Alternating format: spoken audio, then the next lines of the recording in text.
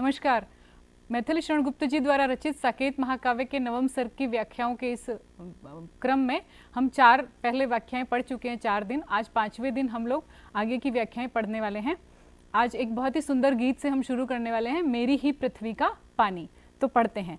मेरी ही पृथ्वी का पानी ले लेकर यह अंतरिक्ष सखी आज बना है दानी। मेरी ही पृथ्वी का पानी, मेरी ही धरती का धूम, मेरी ही धरती का धूम बना आज आली घन घूम। गरज रहा गज सा झुक झुक, गरज रहा गज सा झुक झूम, ढाल रहा मतमानी, मेरी ही पृथ्वी का पानी। बहुत ही सुंदर गीत है कि पावस ऋतु में जब वर्षा होने लगती है तब वर्षा विरह जन्य दशा में कामोद्दीप्त करने के कारण उर्मिला को असह्य है। अतः उस वर्षा पर आरोप लगाते हुए उर्मिला कहती है, हे सखी, मेरी ही पृथ्वी का पानी लेकर यह अंतरिक्ष आज दानी बना हुआ है। आपको ज्ञात होगा कि पृथ्वी से ही वाष्प बनकर पानी उड़ता है और फिर बादल बनकर बरसता है। तो उसी विज्ञान के फार्मूले को यहाँ पर उर्मिला ने प्रकट किया है। मेरी ही धरती का धूम, जो मेरी धरती का धूप है, जो धूम है, गर्मी है, बना आज आली घन घूम। ये जो बादल बने हैं ना घने घने, वो उसी धूप के कारण बने हैं। गरज रहा गज सा झुकझूम, ऐसा लग रहा है कि ये बादल नहीं है, मानो मस्त हाथी है, गज सा, गज के समान झूम रहा है, मस्त होकर नाच रहा है। ढाल रहा मत दानी, और जो उसका जो हाथी का, जैसे आपने सुना होगा ना कि वो जो बहुत ज्यादा मदमस्त हो जाता है तो उससे एक प्रकार का मद गिरता है। तो ये जो पानी है ना, मानो उस हाथी का मद है, जो कि वो मानी हाथी, घमंडी हाथी जो है वो पानी अपना मद अपना गिरा रहा है। इस प्रकार से बहुत ही सुंदर उपमा इसमें कवि ने दी है। अगले पद को देखते हैं। अब विश्राम करे रविचंद्र, अब विश्राम करे रविचंद्र, उठे नए अंकुर निस्तंद, वीर सुनाओ निज मृदुमंद, कोई नई कहानी, मेरी ही पृथ्वी का पानी। उर्मिला कह रही है कि अब जो है ना, रात्रि में रवि और चंद्रमा दोनों को विश्राम करना चाहिए ताकि नए अंकुर बह पाए। भूमि में पानी गिर गया, वर्षा ऋतु है, तो नए नए अंकुर जो है उसमें से निकल कर आएंगे। यहाँ पर जो शब्द है मधु मंद्र, यानी मधुर व मंद्र, मधु व मंद स्वरों में मुझे कोई, हे सखी, तुम नई कहानी सुनाओ ताकि मेरी ये वर्षा ऋतु की जो विरह की रात है वो बीत जाए। मेरी ही पृथ्वी का पानी लेकर यह अंतरिक्ष जो है आज दानी बना हुआ है। अगले इसी को आगे बढ़ाते हुए उर्मिला कहती है, बरस घटा बरसू में संग, बरस घटा बरसू में संग, सरसे अवनी के सब रंग, मिले मुझे भी कभी उमंग, सबके साथ सयानी, मिले मुझे भी कभी उमंग, सबके साथ सयानी, मेरी ही पृथ्वी का पानी। उर्मिला वन की घटा को इंगित करते हुए कहती है, बरस घटा बरसू में संग, कि हे घटा तू बरस ताकि मैं भी तेरे साथ बरस सकूं। कितनी सुंदर बात है कि तू जैसे जैसे बरसेगी, वियोग के कारण मेरी भी आंखों से आंसू बहेंगे। बरस घटा बरसू में संग, हम दोनों एक साथ बरसेंगी, तू आसमान से बरसेगी और मेरे नेत्रों से जल बरसेगा। सरसे अवनी के सब अंग, और उस वर्षा के कारण इस पृथ्वी का अंग अंग जो है वो सरस उठेगा, अंग अंग जो है वो खिल उठेगा। मिले मुझे भी कभी उमंग, इस प्रकार हो सकता है कभी मुझे भी उमंगे प्राप्त हो, मेरा भी मन जो है हर्षित हो जाए। सबके साथ सयानी, आपको पता है ना, वर्षा ऋतु आती है तो सब प्रसन्न हो जाते हैं, चारों तरफ एक उल्लास का वातावरण हो जाता है। तो उर्मिला कह रही है कि इस प्रकार हो सकता है जब वर्षा ऋतु में सब प्रकृति का एक एक कण कण जब मुस्कुराने लगे, खुश होने लगे, तो हो सकता है मैं भी उनके साथ मुस्कुरा उठूं। मेरी ही पृथ्वी का पानी, इस प्रकार से मेरी ही पृथ्वी से पानी लेकर यह जो अंतरिक्ष है वह दानी बना हुआ है। प्रथम 2 पंक्तियों में विज्ञान का नियम बताया गया है कि पृथ्वी पर स्थित जलाशय का जल ग्रीष्म काल में भाप बनकर जब पवन के साथ उड़ जाता है, वह जल वर्षा काल में बादलों से वर्षा करता है। यहाँ पर उपमा अलंकार का कवि ने सुंदर प्रयोग किया है। अगले पद को देखते हैं। दरसो बरसो घन बरसो, सरसो जीर्ण शीर्ण जगती के, तुम नव यौवन बरसो। ये बहुत ही प्रसिद्ध पद है, इसे बड़ा ध्यान से हमें पढ़ना है। दरसो बरसो घन बरसो, सरसो जीर्ण शीर्ण जगती के, तुम नव यौवन बरसो। घुमड़ उठो आषाढ़ उमड़कर, पावन सावन बरसो। भाद्र भद्र अश्विन से चित्रित, हस्ती स्वातिपन बरसो। सृष्टि दृष्टि के अंजन रंजन, ताप विभंजन बरसो। व्यग्र उदग्र जग जननी के, अई अग्रस्तन बरसो। यहाँ पर हमें थोड़े से वो भी देखना पड़ेंगे। दरसो यानी दर्शन दो, परसो यानी स्पर्श करो, सरसो हरा भरा बनाओ, जीर्ण शीर्ण थके हारे जगती संसार। ये थोड़ा सा क्लिष्ट है, इसलिए इसके शब्दों का भी हम अर्थ आपको समझाए दे रहे हैं कि हे घन, इस पृथ्वी का स्पर्श करके मुझे दर्शन दो, वर्षा करो। हे घन, तुम ग्रीष्म काल के कारण जीर्ण शीर्ण संसार को नव यौवन प्रदान करके बरसते रहो। अब आगे जो है ज्योतिष गान का कवि परिचय दे रहे हैं, तो थोड़ा सा क्लिष्ट है, लेकिन ध्यान से पढ़ेंगे तो समझ आ जाएगा। तुम्हारी घटा जो है घुमड़ उठो आषाढ़ उमड़कर पावन सावन बरसो।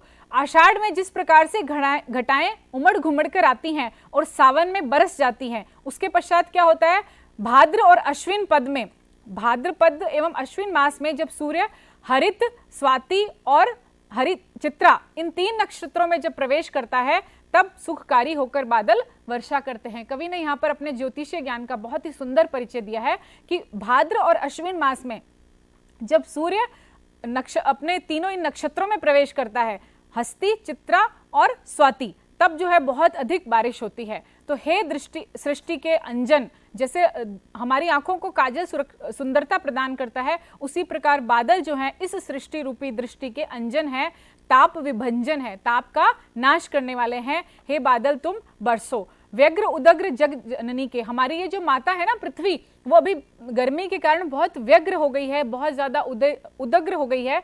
उसके तुम जैसे कि स्तन हो, तो वह जैसे स्तन पान करने से शिशु की भूख शांत हो जाती है, उसी प्रकार बादल जब धरती पर बरसते हैं तो धरती की भूख जैसे शांत हो जाती है, धरती जैसे हरी भरी हो जाती है। तो हे घन तुम बरसो। इस छंद में कवि ने ज्योतिषीय ज्ञान का परिचय दिया है। इसके अलावा जो बादल हैं उसके विभिन्न पर्यायवाची शब्दों का प्रयोग किया है। त्रिभुवन मानस में रूपक अलंकार है, कण कण क्षण क्षण में पुनरुक्ति प्रकाश है और समग्र में पर्यांकुर अलंकार है। इसी के साथ साथ हम केशवदास का भाव साम्य के लिए पद देख सकते हैं। व्यग्र उदग्र अग्रस्तन, व्यग्र उदग्र अग्रस्तन, भोहे सुर चाप चारु प्रभवित पयोधर, भूखण जराए जीती तड़ित रलाई है। ये केशवदास ने भी इसी प्रकार जो है वो स्तनों की उपमा जो है बादल को दी है। अगला पद देखते हैं। न जा उधर हे सखी, न जा उधर हे सखी, वह शिखी सुखी हो नचे, न संकुचित हो कहीं मुदित लास्य लीला रचे। न जा उधर हे सखी वह शिखी सुखी हो नचे, न संकुचित हो कहीं मुदित लास्य लीला रचे। बनू न पर विघ्न में बस मुझे अभादा यही, विराग अनुराग में अह इष्ट एकांत ही। उर्मिला अपनी सखी को रोकती है कि सखी तू मोरों की तरफ मत जा, न जा उधर हे सखी तू उधर मत जा। क्यों?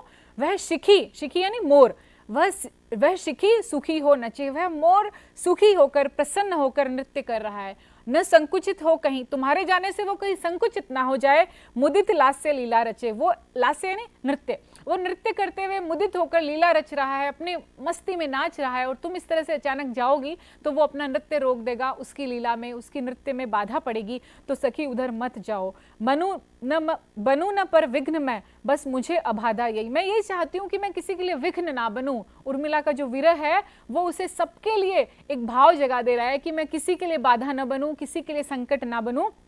विराग अनुराग में इष्ट एकांत ही होता है, अर्थात जब हम संयोग कर रहे होते हैं अपने प्रिय के संग तब भी हमें एकांत चाहिए, और जब हम विरह में व्यथित होते हैं तब भी हम चाहते हैं कि कोई हमारे करीब ना आए। तो बड़ी सुंदर लाइन लिखी है, विराग अनुराग में आहा इष्ट एकांत ही, एकांत ही इष्ट होता है, चाहे वह संयोग की स्थिति हो चाहे वियोग की। यहाँ पर हम ये देखते हैं कि वियोगावस्था में उर्मिला पर दुख कातरता का अनुभव कर रही है। कवि ने उसका सुंदर चित्रण किया है। संस्कृतनिष्ठ भाषा का सरल तरीके से, सहज तरीके से प्रयोग कवि ने किया है। अगला पद हम देखते हैं।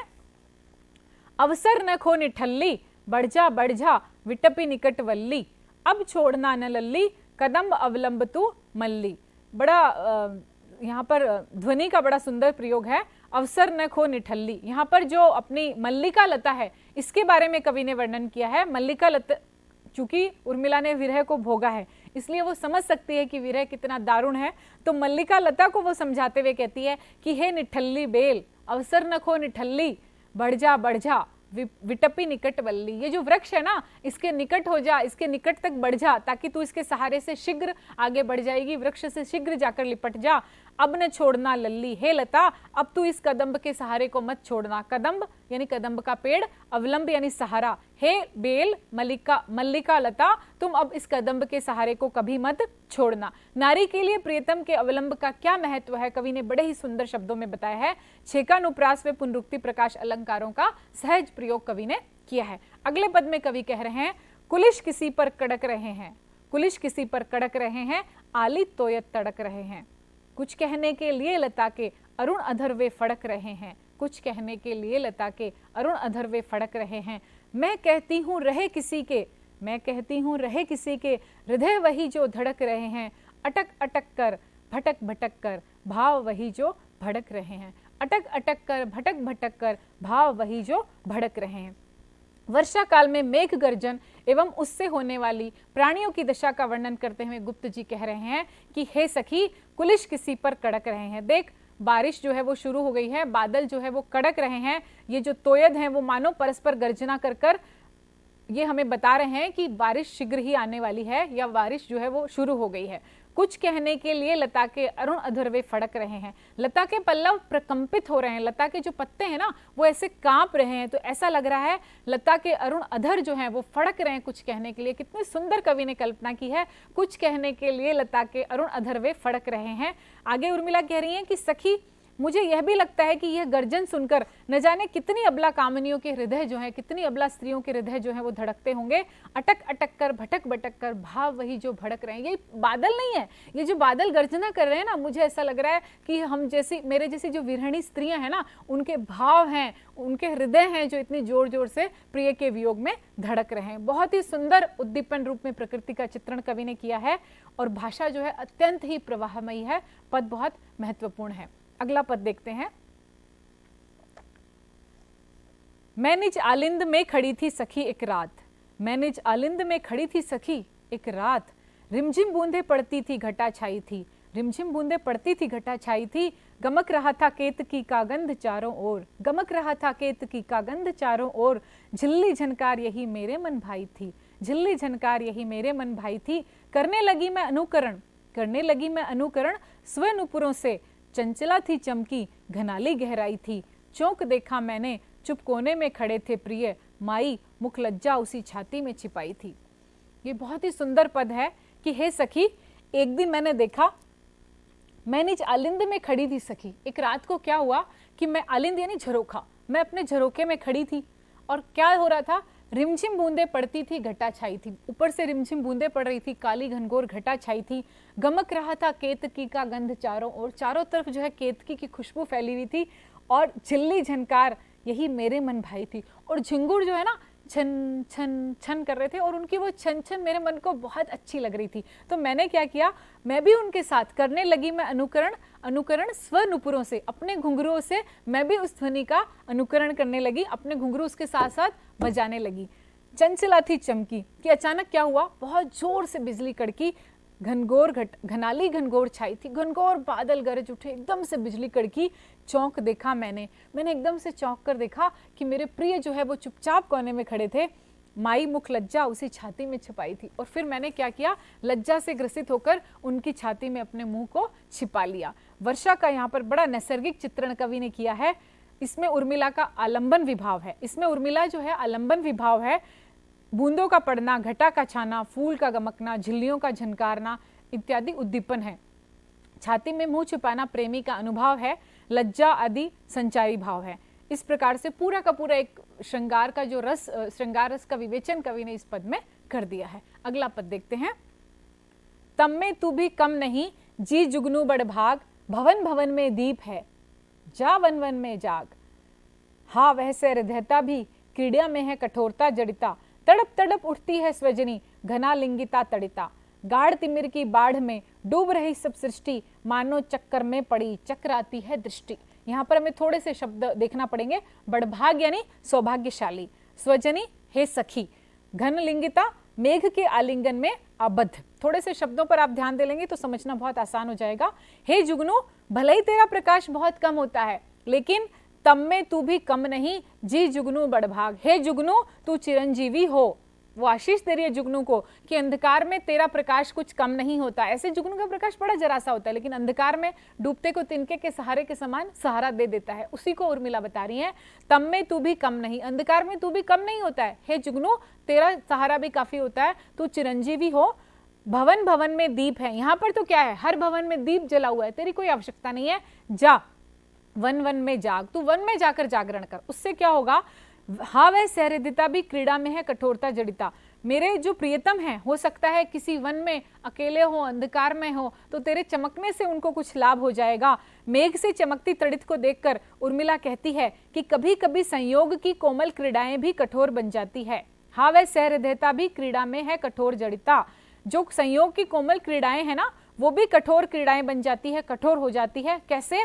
तड़प तड़प उठती है स्वजनी, हे सखी घना लिंगिता तड़िता। जैसे मेघ से आलिंगनबद्ध बिजली उसके कसने से बार बार तड़प उठती है, उसी प्रकार संयोग भी कई बार कष्टकर बन जाता है। आगे उर्मिला कह रही है, गाढ़ तिमिर की बाढ़ में डूब रही सब सृष्टि, कि रात्रि का अंधकार इतना बढ़ गया, तिमिर यानी अंधेरा, घने अंधकार में सारी, जैसे मानो अंधकार की बाढ़ आ गई हो और पूरी की पूरी सृष्टि उसमें डूब गई है। गाढ़ तिमिर की बाढ़ में डूब रही सब सृष्टि, मानो चक्कर में पड़ी चक्राती है दृष्टि। ऐसा लग रहा है कि मानो दृष्टि जो है चक्कर में पड़ गई है, चक्कर खा रही है, चक्रा गई एकदम। अपन बोलते हैं ना, चकित होकर मैं तो भ्रम में पड़ गया, चक्कर आने लग गए मुझे। उसी प्रकार से यहाँ पर मानो इतना अंधेरा है कि दृष्टि जो है चक्कर में पड़ गई है। इस पद्यांश में प्रियतम के प्रति अगाध प्रेम कवि ने दर्शित किया है कि अंधेरे में रह रहे पति के मार्ग को प्रशस्त करने के लिए वो जुगनू से अनुरोध करती है कि वहां जाकर मेरे प्रिय का मार्ग जलाओ, यहाँ तो हर घर में दीप है, यहाँ तुम्हारी आवश्यकता कहाँ है। यहाँ पर बहुत ही सुंदर बिंब योजना कवि ने की है और शब्द शिल्प भी अत्यंत सुंदर प्रयोग किए हैं। अगला पद देखते हैं।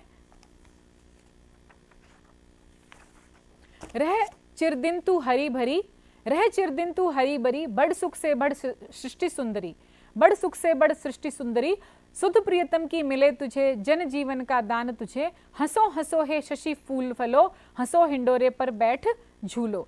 ये कह रही हैं कि हे वर्षा ऋतु तू सदैव हरी भरी रह, हे सृष्टि सुंदरी तुम बढ़ती रहो, सुखपूर्वक विकसित होती रहो, तुझे देखकर मुझे अपने प्रियतम की स्मृति बनी रहती है, सुध प्रियतम की मिले मुझे, तुझे देखकर मुझे याद आता रहता है बार बार मेरे प्रिय, इसलिए मैं तुम्हारे लिए कामना करती हूँ और सभी जीवों को भी मैं जल के द्वारा जीवन दान देती हूँ, इसलिए जन जीवन का दान तुझे, हंसो हंसो हे शशि फूल फूलो, हे चंद्रमा तुम सदैव हंसते रहो, हंसते हुए अपनी चांदनी बिखेरते रहो, हे फूल तुम खिलते रहो, लता के हिंडोले में बैठकर तुम झूलते रहो, हिंडोले पर बैठकर तुम झूलते रहो, तुमको कभी बुरे दिन ना देखने पड़े। आगे की पंक्ति में कवि ने और अच्छे से इसको स्पष्ट किया है। यथेष्ट मैं रोदन के लिए हूँ, यथेष्ट मैं रोदन के लिए हूँ, झाड़ी लगा दूं इतना पिए हूँ, प्रकृति तू प्रिय की स्मृति मूर्ति है, प्रकृति तू प्रिय की स्मृति मूर्ति है, जड़ित चेतन की त्रुटि पूर्ति है, रख सजीव मुझे मन की व्यथा, रख सजीव मुझे मन की व्यथा, कह सखी कह तू उनकी कथा। आगे बहुत ही सुंदर वो कह रही हैं कि हे प्रकृति तुम्हें बुरे दिन ना देखने पड़े, मैं रोने के लिए पर्याप्त हूँ, यथेष्ट मैं रोदन लिए हूँ, झड़ी लगा दूं इतनी पिए हूं, मैंने इतना वेदना का जल पिया हुआ है कि मेरी आंखों से आंसुओं की बूंदें जो है गिरती रहती है। वियोगी होगा पहला कवि, आह से उपजा होगा गान, निकल कर आंखों से चुपचाप बही होगी सरिता अनजान। मैं कभी कम नहीं पड़ेगा, झड़ी लगा दूं इतनी पी हूं, मैंने इतना विरह का जल पिया है कि मेरी आंखों से निरंतर उसकी झड़ी बह सकती है। हे प्रकृति तू मेरे प्रियतम की स्मृति का साकार रूप है, प्रकृति तू प्रिय की स्मृति मूर्ति है, साकार रूप है उस प्रिय का, तुझे देखकर मुझे अपने प्रियतम की याद बनी रहती है, तुम उन चेतन प्राणियों के कष्टों को दूर करने वाली हो जो दुखों के कारण जड़ सा जीवन जी रही हो, अतः मैं चाहती हूँ कि मेरे मन की पीड़ा तुम मुझे स्पंदित करती रहो। उर्मिला सखी से भी यही चाहती है कि प्रियतम की कहानी मुझे कहती रहे, कह सखी कह तू उनकी कथा, हे सखी तू मुझे मेरे प्रिय की कहानी सुनाती रहे, ताकि अतीत के प्रसंग मेरे को सुखद सुखद याद आए और मेरे मन में सदैव उनका स्मरण बना रहे। एक क्षण के लिए भी विरह नहीं, भूलना नहीं चाहती अपने प्रिय को। कितना विरह का उच्च स्वरूप कवि हमें यहाँ पर दिखा रहे हैं। उर्मिला सामान्य विरहणियों से भिन्न है, उसे प्रकृति से द्वेष नहीं सहानुभूति है। उर्मिला सबके सुख की कामना करती है। यहाँ पर वर्षा को सृष्टि सुंदरी कहा गया है क्योंकि उसके बरसने से ही निष्प्राण धरती हरी भरी होकर आकर्षक दिखाई देती है। विरोधाभास, पुनरुक्ति, प्रकाश, रूपक आदि अलंकारों का प्रयोग है। भाषा सरल और प्रवाहमयी है। अगला पद देखते हैं। अगला पद भी बहुत महत्वपूर्ण है, अक्सर परीक्षाओं में व्याख्या के लिए पूछा जाता है। निरख सखी ये अंजन आए, हे सखी निरख सखी ये अंजन आए, फेरे उन मेरे रंजन ने नयन इधर मन भाए, फैला उनके तन का आतप मन ने सर सरसाए, घूमे वे इस ओर वहीं ये हंस यहाँ उड़ छाए, निरख सखी ये अंजन आए। यहाँ पर कवि कह रहे हैं कि हे सखी देखो शरद ऋतु आरंभ हो गई है और खंजन पक्षी, निरख यानी देखो, खंजन यानी एक पक्षी का नाम है, खंजन पक्षी यहाँ आ गए हैं। मुझे तो ऐसा लगता है जैसे खंजन पक्षियों के माध्यम से मेरे प्रिय ने ही नेत्र इधर से इधर घुमा लिया। ये खंजन पक्षी नहीं है, मेरे प्रिय के नेत्र हैं और मुझे ऐसा लग रहा है कि प्रिय जैसे इन पक्षियों के माध्यम से मुझे देख रहे हैं। खंजन की उपमा नेत्रों से दी जाती है और उर्मिला को खंजन देखकर प्रिय के नेत्र जो हैं वो याद आ गए हैं। नेत्रों को नेत्र ही अच्छे लगते हैं। यहाँ भी उर्मिला को अपने प्रिय के नेत्रों का उपमान अच्छा लगता है, जो कि बहुत स्वाभाविक है। इस ऋतु में चारों ओर कष्ट की अपेक्षा आनंद देने वाली धूप जो है वो फैल गई है। यह मेरे प्रियतम के शरीर का प्रकाश है। ये मेरे प्रियतम का वही जो हंस है यहाँ पर उड़कर आ गए हैं। अगले पद को देखेंगे तो और अधिक स्पष्ट हो जाएगा। इसी को आगे बढ़ाते हुए कवि ने कहा है, करके ध्यान आज उस जन का निश्चय वे मुस्काए, फूल उठे हैं कमल अधर से ये बंधक सुहाए, स्वागत स्वागत शरद भाग्य से मैंने दर्शन पाए, नभने मोती वारे ये अश्रु अर्ध पर लाए। बहुत ही सुंदर लाइनें हैं। उर्मिला कह रही है कि मेरे प्रियतम के शरीर का प्रकाश है, उनके शरीर का सौंदर्य है। जैसे तालाब में कमल खिल जाते हैं ना, ऐसा लग रहा है कि मानो मेरे जो प्रियतम हैं वही आज मुस्कुरा उठे हैं। करके ध्यान आज इस जन का निश्चय ही वे मुस्कुरा उठे हैं, इसीलिए कमल जो है वो चारों तरफ खिल उठे हैं। हंसते समय उनके जो लाल लाल होठ खिलते हैं, जो होठ उनके दिखाई देते हैं ना, मानो वो दोपहरिया के फूल हैं जो चारों तरफ खिल गए हैं। स्वागत स्वागत, हे शरद ऋतु मैं तुम्हारा स्वागत करती हूँ। भाग्य से मैंने तुम्हारा दर्शन प्राप्त किया है, तुम्हारे मुझे दर्शन मिले हैं। शरद के द्वारा मुझे प्रियतम के भी दर्शन मिल गए हैं।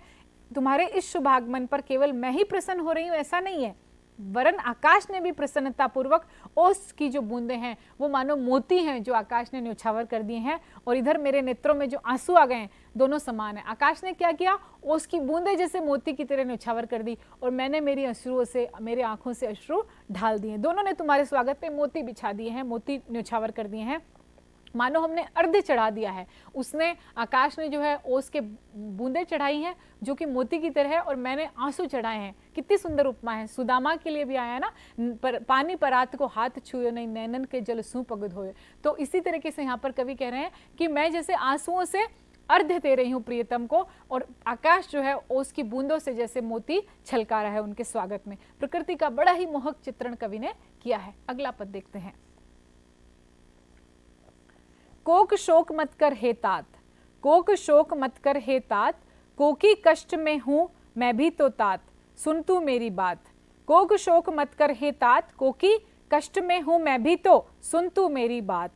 धीरज धर अवसर आते हैं, सहले यह उत्पात, मेरा सुप्रभात वह तेरी सुख सुहाग की रात। उर्मिला इन पंक्तियों में चकवे व चकवी को सांत्वना देते हुए कहती है। चकवा और चकवी जो पक्षी है ना, हमारे काव्य में बड़ा प्रसिद्ध है साहित्य में, कि चकवा और चकवी जो है रात भर एक दूसरे के लिए कलपते हैं, एक दूसरे के लिए विलाप करते हैं। जब विरह की बात चलती है तो चकवा और चकवी का उदाहरण कवि अवश्य लेके आते हैं। तो वो कह रहे हैं, उर्मिला कह रही है, कोक शोक मत कर हे तात, हे चकवे, हे चकवा पक्षी, तुम शोक मत करो। क्यों मत करो? कोकी कष्ट में हूं मैं भी तो हूं, हे कोकी, हे चकवी, मैं भी तो कष्ट में हूं, सुन तू मेरी बात। तू मेरी एक बात ध्यान से सुन। क्या? धीरज धर, तू धैर्य को धारण कर। अवसर आते हैं जीवन में, ऐसे अवसर भी आते हैं कि हमें वियोग का सामना करना पड़ता है। जैसे सुख के बाद में दुख आता है, दिन के बाद में रात आता है, उसी प्रकार ये नियम है कि आज संयोग है तो वियोग भी जीवन में आएगा। तो हमें इससे इतना परेशान होने की आवश्यकता नहीं है। क्यों? अवसर आते हैं, सहले यह उत्पात। ऐसे अवसर भी जीवन में आते ही हैं कि हमें वियोग का सामना करना पड़ता है। मेरा सुप्रभात वह तेरी सुख सुहाग की रात। धैर्य रखो, ऐसा भी होगा कि एक दिन मेरे जीवन में भी प्रभात आएगा, मेरे भी प्रिय 14 वर्ष की अवधि के बाद लौट आएंगे और फिर तेरी भी सुख सुहाग की रात होगी, अर्थात तेरा भी तेरे प्रिय से मिलन अवश्य होगा। आगे के पद को देखते हैं। किसने मेरी स्मृति को बना दिया है निथिश में मतवाला, नीलम के प्याले में बुदबुद देकर उफन रही वह हाला। थोड़े से शब्द देख लेंगे। निथिश यानी रात्रि, हाला शराब, नीलम नीलमणि। अपनी सखी को संबोधित करते हुए उर्मिला कह रही है, किसने मेरी स्मृति को बना दिया निथिश में मतवाला। वह कौन है जिसकी स्मृतियों से रात्रि में, निशीथ यानी रात्रि, रात्रि में मैं मतवाली हो गई हूँ। कौन है जिसकी स्मृतियों से मैं मदमस्त हो गई हूँ। ऐसा लग रहा है कि तारों से भरी इस रात्रि में मेरी वियोग वेदना को उद्दीप्त करके मुझे मतवाला बना दिया गया है। उर्मिला को आकाश प्याले के समान तथा तारे शराब के बुलबुले के समान लगते हैं। जैसे एक प्याला है, उसमें यदि हम शराब उड़ेलते हैं तो एकदम से उसमें बुलबुले उठते हैं, उसी प्रकार आकाश रूपी प्याले में मानो तारे जो हैं वो बुलबुले हैं जो कि उफन रहे हैं। बहुत ही सुंदर उपमा अलंकार का कवि ने यहाँ पर प्रयोग किया है। अगला पद देखते हैं। लोल लहरियां डोल रही हैं, भूविलास रस घोल रही हैं, इंगित ही में बोल रही हैं, मुखरित कूल किनारा, सखी निरख नदी की धारा। ये भी बहुत प्रसिद्ध कवि का गीत है, सखी निरख नदी की धारा। लोल लहरियां डोल रही हैं, भूविलास रस घोल रही हैं। थोड़े से शब्द देख लेंगे। लोल लहरियां यानी चंचल लहरें, भूविलास यानी बोहों का संचालन, मुखरित यानी ध्वनित, नागर प्रियतम। लोल लहरियां डोल रही हैं, क्या हो रहा है कि हे सखी नदी को देखो, उसकी धारा में चंचल लहरें जो हैं वो डोलायमान है, जो रमणियों के समान भुवों का संचालन करके उनसे उत्पन्न आनंद का अनुभव कर रही हैं। लज्जा के कारण मानो इशारों में ही बात कर रही हैं, उनके किनारे के टकराने से वह भी मानो मुखरित हो उठा है। मुखरित कूल किनारा, जो नदी का किनारा है ना, वह भी मानो लहरों के टकराने से मुखरित हो उठा है, वह भी मानो इशारों में बोलने लगा है। हे सखी तुम नदी की धारा की तरफ देखो, उसकी धारा में चंचल लहरें किस प्रकार डोल रही हैं। इसी क्रम को आगे बढ़ाते हुए कवि लिखते हैं। पाया अब पाया वह सागर, पाया अब पाया वह सागर, चली जा रही आप उजागर, कब तक आवेंगे निज नागर, अवधि दूतिका द्वारा, सखी निरख नदी की धारा। नदी जिस प्रकार अपने प्रियतम से मिलने के लिए गतिशील है, उसी भाव से प्रसन्न हुए वे चली जा रही है। नदी क्यों चली जा रही है कि वो अपने सागर से, अपने प्रिय से मिलने जा रही है, और उसके प्रियतम सागर बस अभी उसे मिलने ही वाले हैं। नदी रूपी नायिका की मिलने की उत्कंठा देखकर उर्मिला जो है अपने प्रियतम की स्मृति से व्याकुल हो जाती है। वह सोचती है कि मेरे प्रियतम अवधि रूपी दूतिका के द्वारा कब मिलने आएंगे, अर्थात वनवास की अवधि समाप्त होने पर शीघ्र ही मेरे प्रियतम मुझसे आकर मिलेंगे। इसी क्रम को आगे बढ़ाते हुए कवि कहते हैं। मेरी छाती दलक रही है, मानस शफरी ललक रही है, लोचन सीमा झलक रही है, आगे नहीं सहारा, सखी निरख नदी की धारा। यहाँ पर शफरी का आशय हमें समझना पड़ेगा। शफरी यानी मछली होता है। तो कवि कह रहे हैं उर्मिला के माध्यम से, प्रियतम के दर्शनों के लिए मैं व्याकुल हो रही हूँ, मेरी छाती दलक रही है, मानस शफरी ललक रही है, मेरी छाती फटने को है, मेरी हृदय रूपी मछली प्रियतम की छवि निहारने के लिए व्याकुल है। मेरी हृदय है ना, उसमें इतनी व्याकुलता है कि कब प्रियतम से मैं मिलूं। उसी प्रकार की व्याकुलता है जैसे मछली पानी के लिए तड़पती है। मछली को आप पानी से निकाल के देखिए, एक क्षण भी उसके लिए संभव नहीं होता, बिल्कुल छटपटाने लग जाती है। तो कवि कहते हैं कि उर्मिला का हृदय भी लक्ष्मण के बिना उसी प्रकार छटपटा रहा है। अवधि बहुत लंबी है और कोई सहारा उसे दिखाई नहीं दे रहा।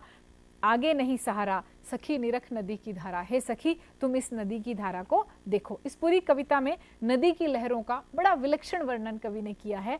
नदी पर वियोगिनी नायिका का आरोप भी अत्यंत मार्मिक बन गया है।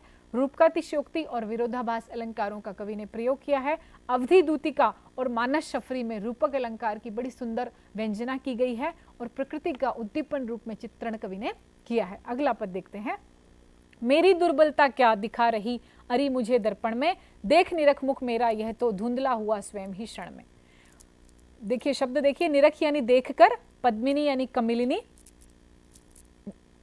उर्मिला की सखी उसे दर्पण दिखाकर यह बताना चाहती है कि वह कितनी कमजोर हो गई है।